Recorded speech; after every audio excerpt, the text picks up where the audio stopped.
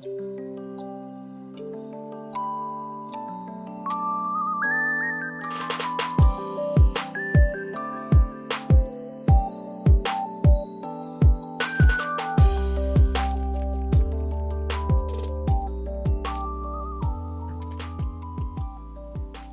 morning and good evening.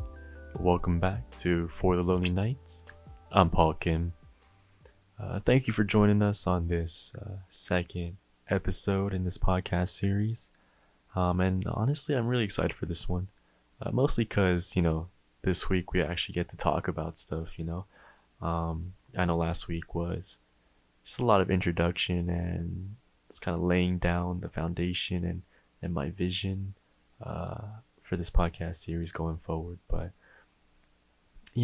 this week we actually get to dive into some of that, and I prepared just a couple topics that we can talk about this week that was just on my mind recently. And these are very light topics.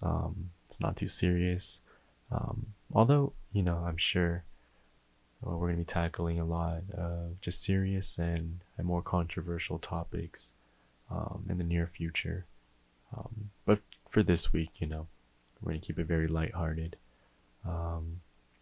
So yeah, with that being said, and before we go on, I just want to, ask, that you bear with me here. I do apologize ahead of time if there's a lot of ums or ahs, or just a lot of awkwardness in this podcast. I'm definitely new to all of this as well, and it's a learning process for me too. I'm sure I'm gonna get more comfortable and a lot better at it as time goes on. But I'll definitely try to be as honest and as open as I can. So yeah, with that being said, let's jump into our first topic right here. Last week I mentioned in the podcast that one of my most favorite things in life are movies. I'm a huge movie guy, a big film geek, and honestly, I don't know where my love for movies started. I know even when I was young, growing up, my dad, he was a big movie guy too. We would always have these family movie nights a couple times a week. Just watch all the classics, just all the box office hits, and even just random movies we see online. And I think definitely that was just the start of my fascination and my investment with movies. And even in high school, I was part of this program that my school offered called Conservatory. And what Conservatory basically was it was a program designed for students who just wanted to pursue their passion in the arts a little more. There was a conservatory for each discipline, film, drama, instrumental, choir, every discipline. And obviously I was in the cinema conservatory, the film conservatory.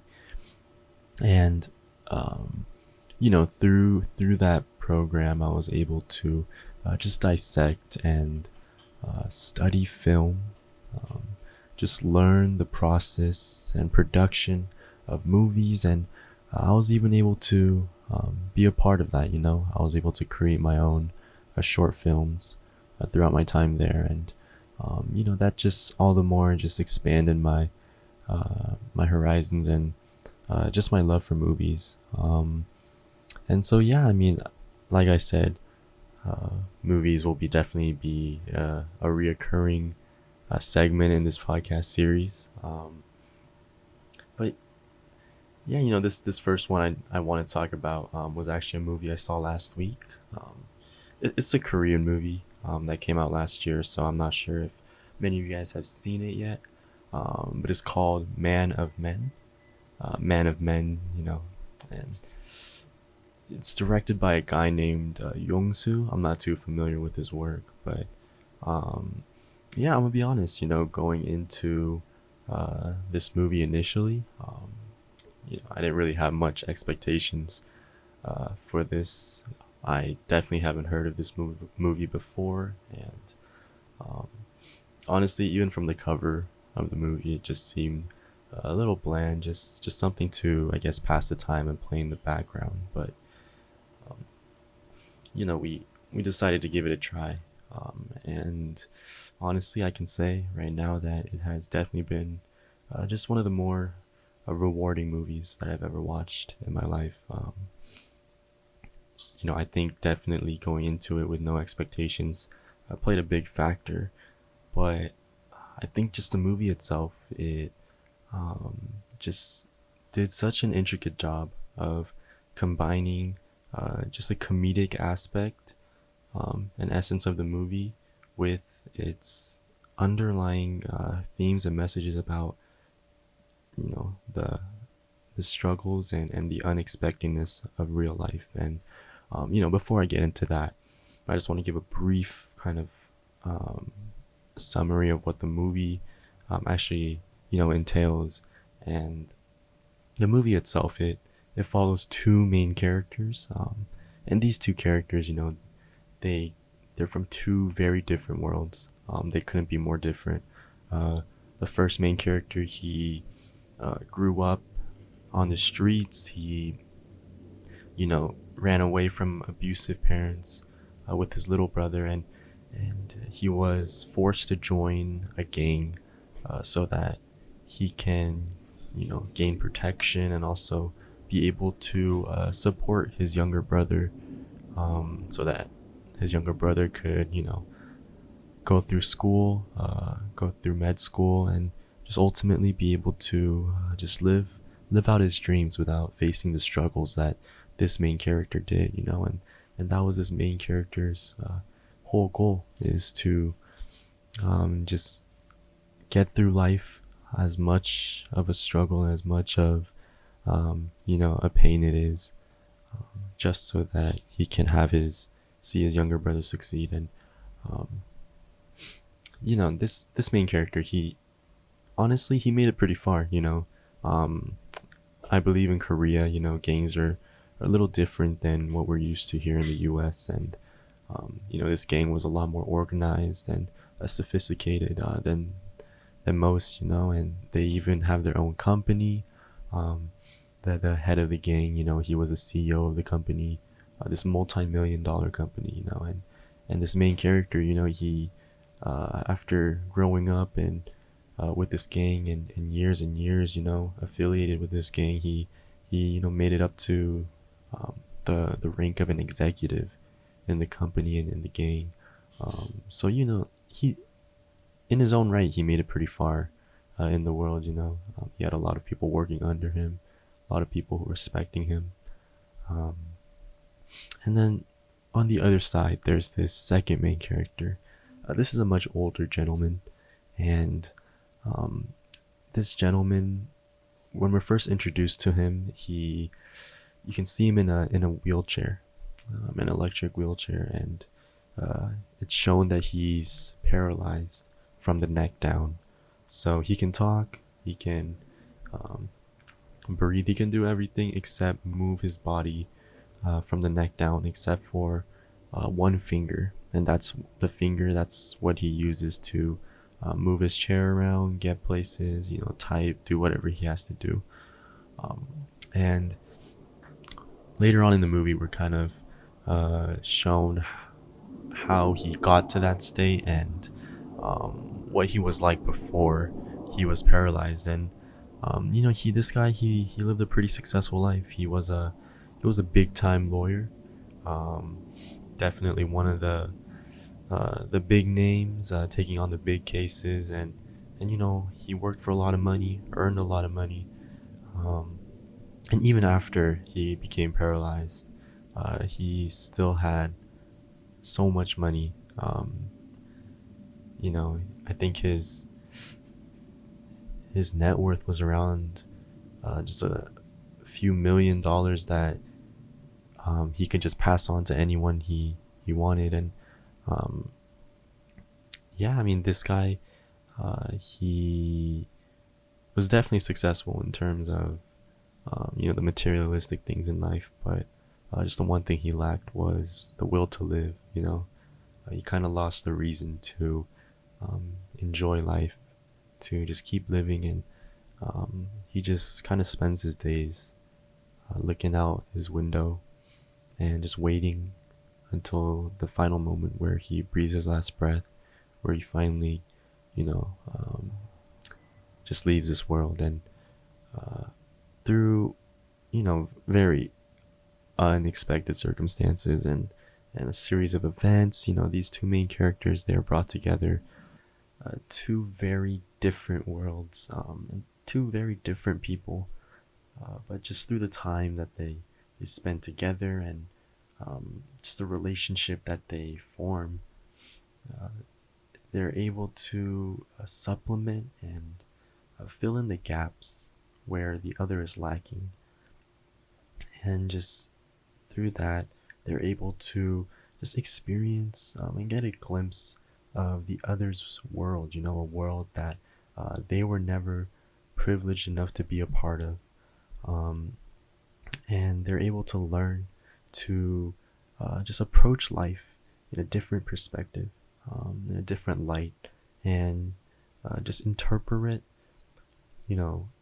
just the realities of life and the events of life um, differently. And I'm gonna stop there. I'm not gonna spoil any more of the movie than I already have, but um, that's just kind of what I wanted to speak on with this movie, is just this movie's ability to um, just present life as it really is, to really speak on the harsh and unexpected realities of life. And I think most movies, tend to kind of present us with this mild form of a fairy tale or of a utopia, um, just where the world is a little nicer, a little cleaner, and a little just more comfortable and expected than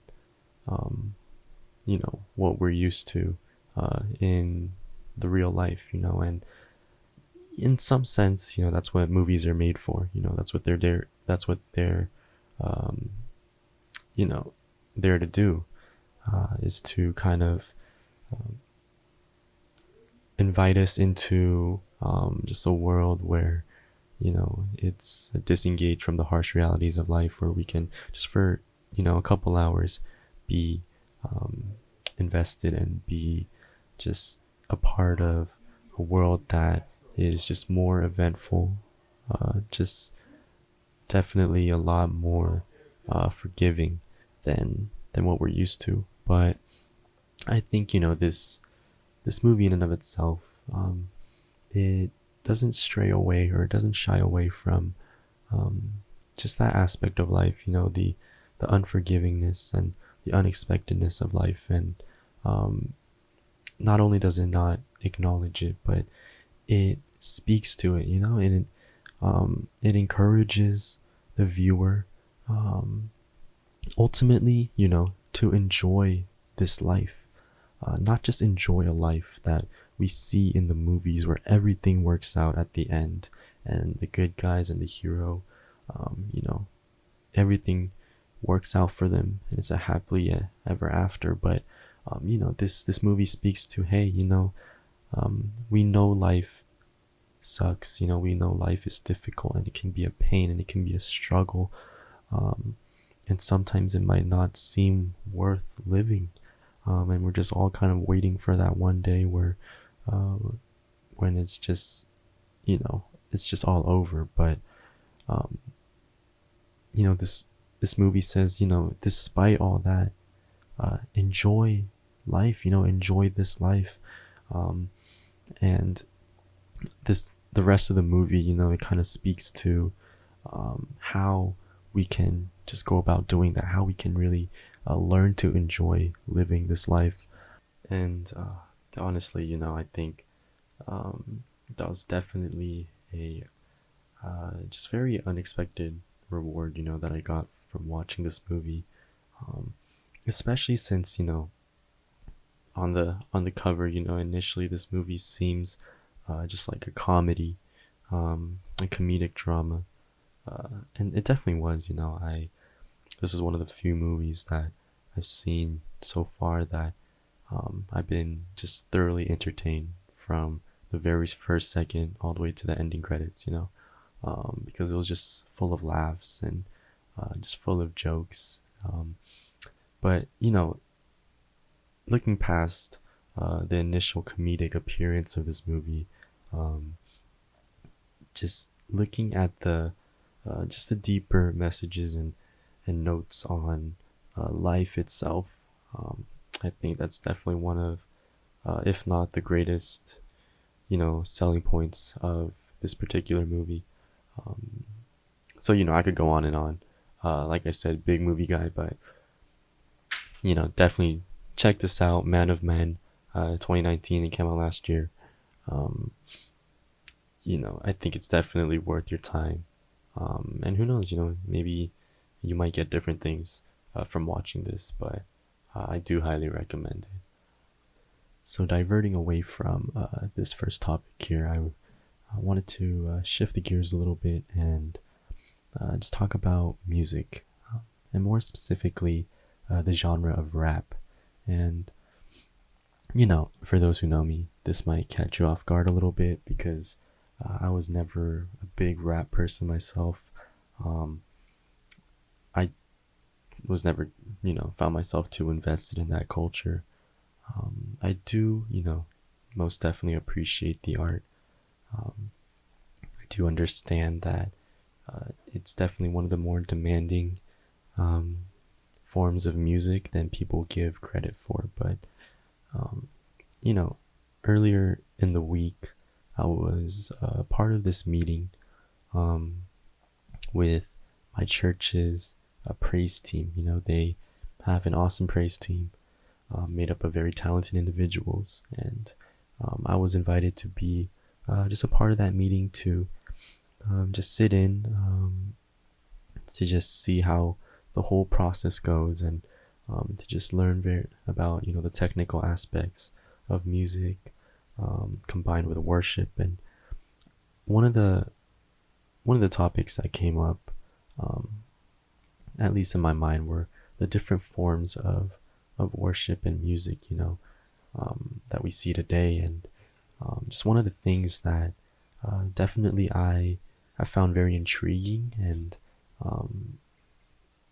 definitely enjoyed a lot myself was the genre of Christian rap.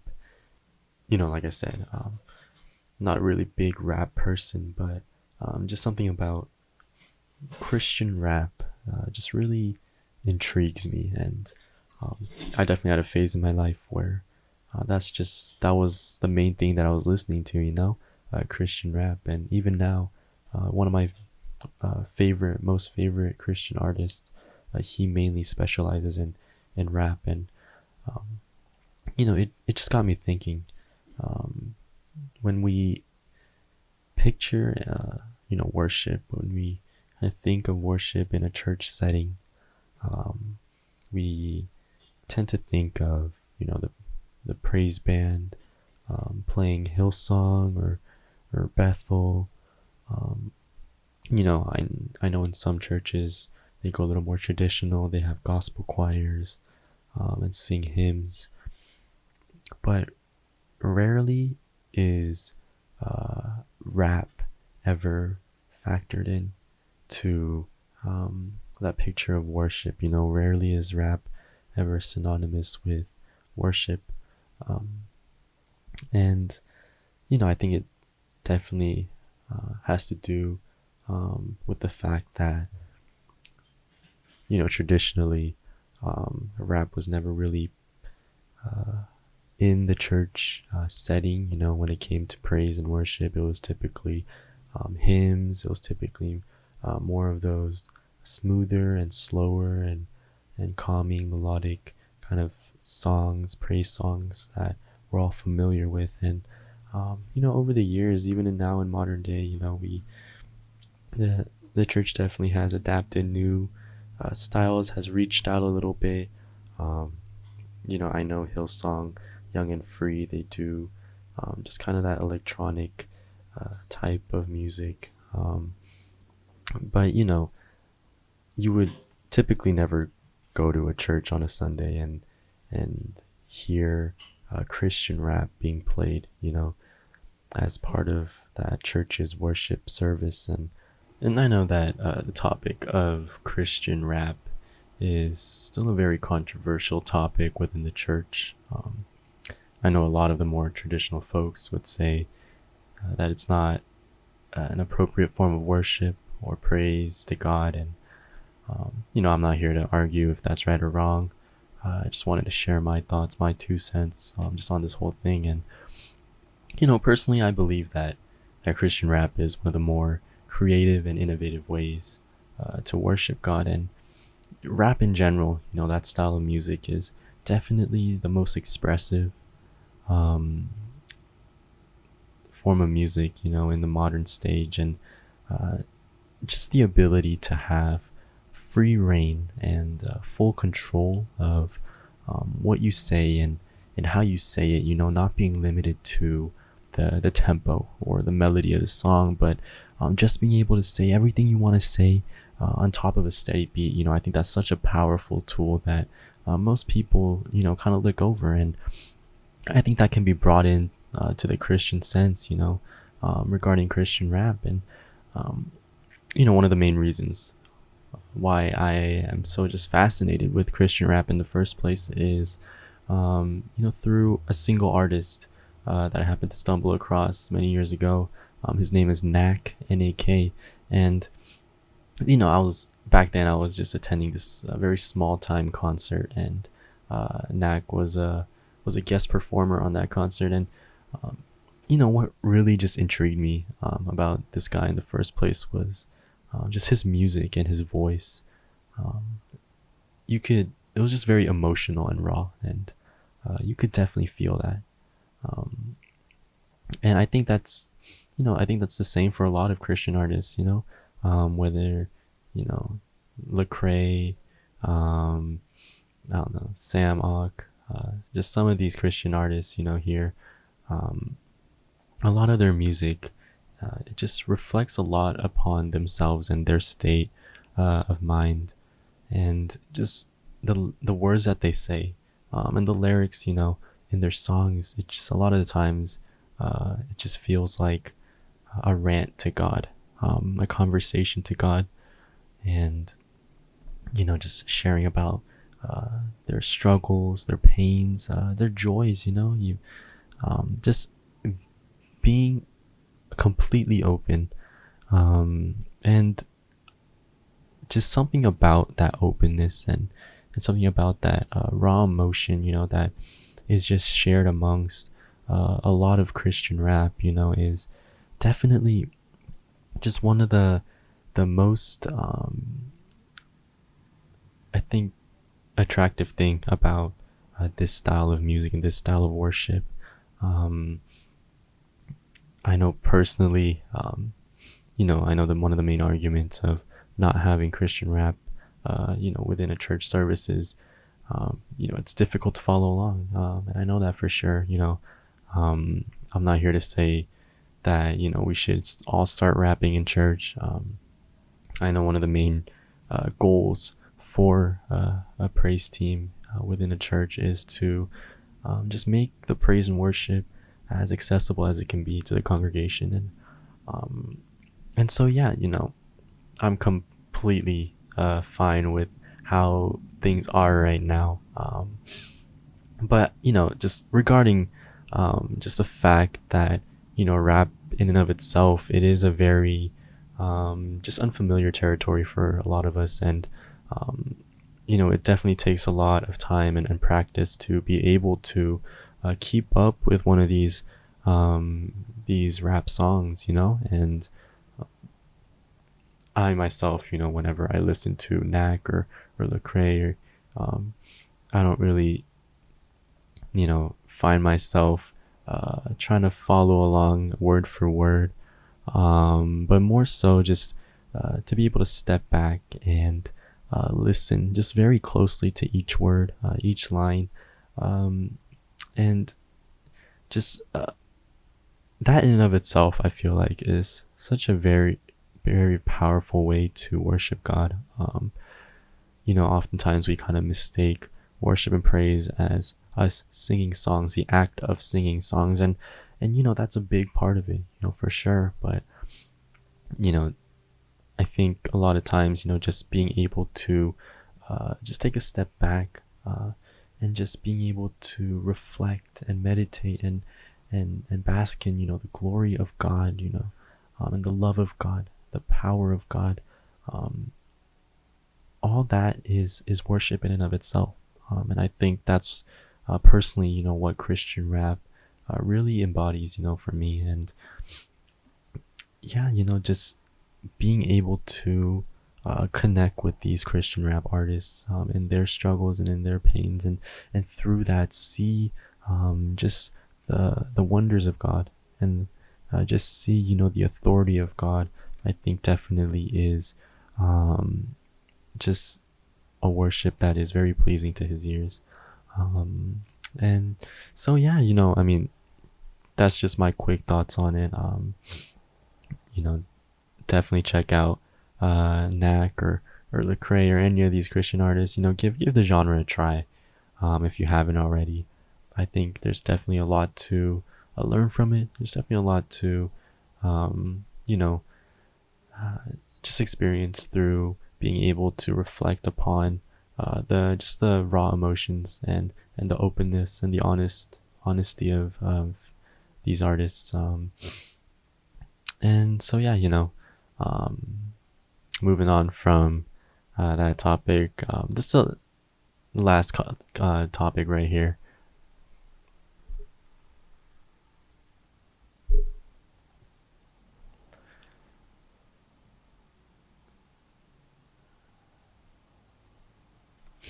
And so moving on to the final topic for this week. This one's gonna be very, very short, very light, because it's gonna be about food, and who doesn't love food? I for sure love food so much. This past quarantine, even in these few months, I've gained a little over 25 pounds just eating and eating. And I love a home cooked meal, just as the next guy does. Being away in college, definitely,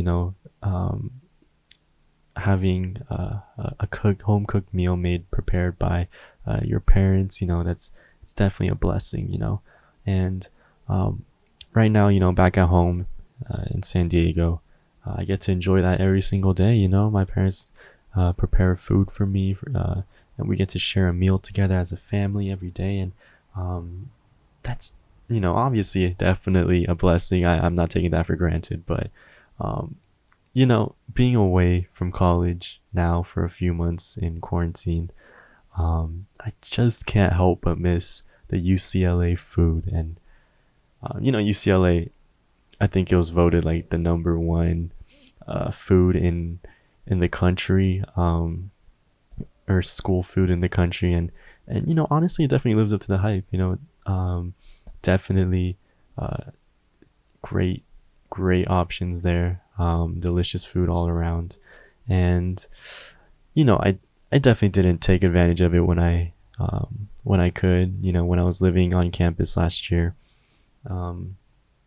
As good as the food was, I definitely got sick of it pretty quickly, just eating it every day.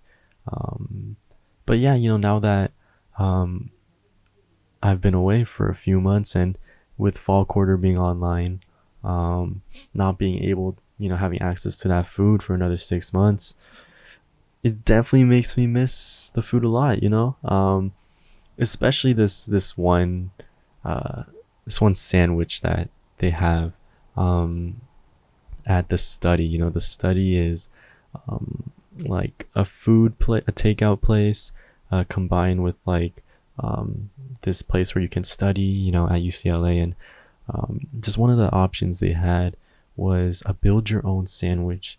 And you could choose your type of bread, type of meat, whatever you want to put in there.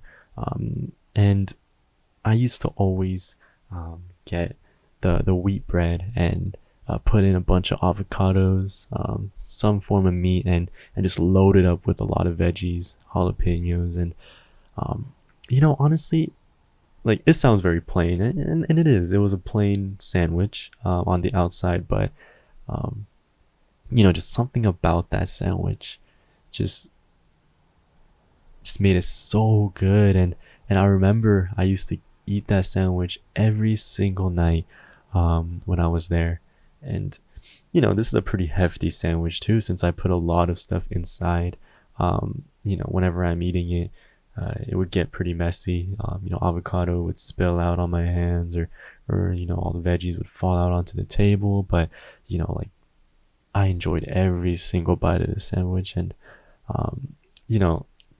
this past week especially, I've just been dreaming of having the sandwich over and over again. And honestly, it reminds me, just cherish the good stuff while we have it, because you never know, when the next time it's gonna come around.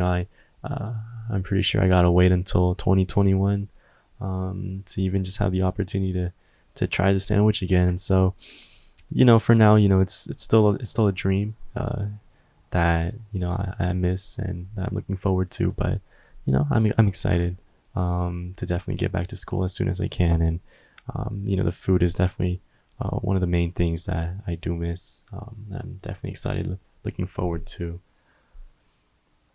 And so yeah, that's everything I wanted to talk about today.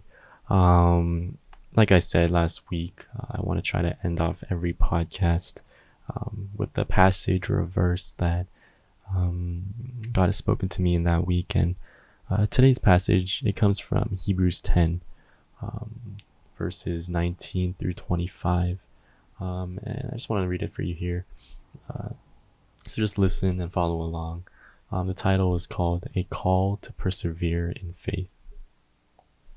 Therefore, brothers and sisters, since we have confidence to enter the most holy place by the blood of Jesus, by a new and living way opened for us through the curtain, that is, his body.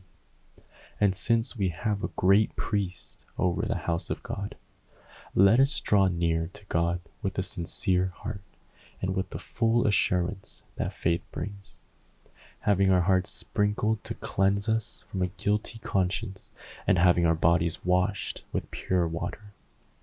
Let us hold unswervingly to the hope we profess, for he who promised is faithful. And let us consider how we may spur one another on towards love and good deeds, not giving up meeting together, as some are in the habit of doing, but encouraging one another, and all the more as you see the day approaching. Amen. So yeah, that's gonna wrap up for this week's podcast. Thank you once again for tuning in. I'll definitely see you guys next week with more exciting stuff. So take care of yourselves, always in my prayers, and as always, all glory to God.